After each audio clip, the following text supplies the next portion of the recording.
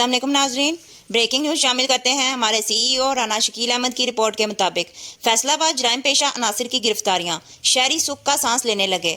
اشتہاریوں کے خلاف پولیس کا بھرپور ایکشن، 32 ملزمان گرفتار۔